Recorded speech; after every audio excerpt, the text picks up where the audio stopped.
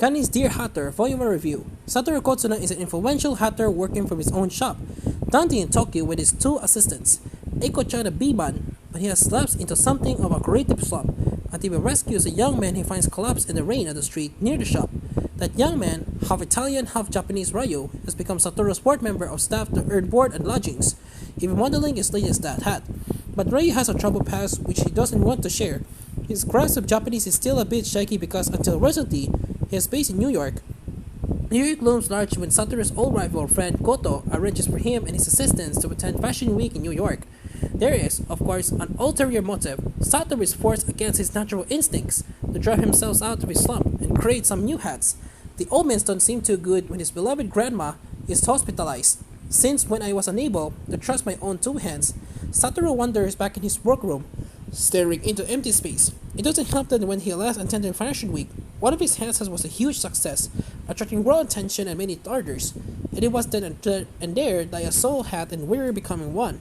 The theme for that hat was Dazzling Woman. It is Ryu's presence that helps Satoru to break out of his creative slump. The hat suddenly starts working like a man possessed, and the new theme emerges from his collection, the Working Man. And the heart of the collection is a blue hat he makes with Ryu in mind. All seems set fair for a successful launch when they arrive in New York. Satoru and the team are waiting for the experienced US model to arrive to model the hat on the catwalk when the news comes strong he has been in an accident. He is seriously hurt but unable to appear that day. That's when Ryu volunteers to take his place. He knows the order of events up by heart, and he's done this once before in Japan. It's a considerable risk. Can he be trusted to pull it off and save the day? CANIS is an ongoing BL series from Zack, who also creates manga under the name Hachi Hishi, notably the recent Corella from Disney and Viz Media, and the breakthrough work, notable for its distinctively different and Western influence, graphic style, and lively yet engrossing storytelling. CANIS runs to 7 volumes, with Koma bringing out the first 3 for English readers, and the final volume due out in Japan this month. Like several of the more recent BL contemporary manga, the emphasis is on the interactions of the characters in the underlying themes, not the sex. Even though there's undoubtedly something simmering in the growing closeness between Satoru and Ryu, but both are damaged individuals who hide their vulnerabilities from the world with smiles and shy away from forming ties with everyone. It is Zack's skill in portraying this relationship. And the other characters, especially Eiko-san, Satoru's long-suffering assistant, it makes her work standing out. She uses all her considerable skills as a graphic artist to bring her people to life, utilizing everything from chibi to fashion magazine influence panels for the catwalk scenes. But it's her use of close-ups and significant moments that adds deep to the characterization.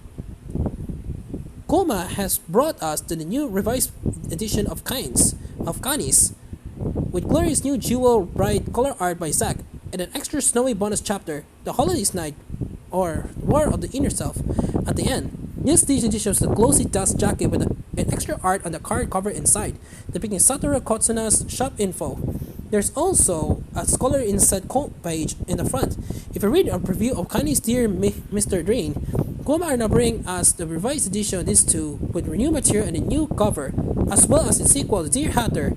Praise to Koma producing such attractive editions at a reasonable price, printed in a good quality white paper with no risk of bleed drawn on the ink.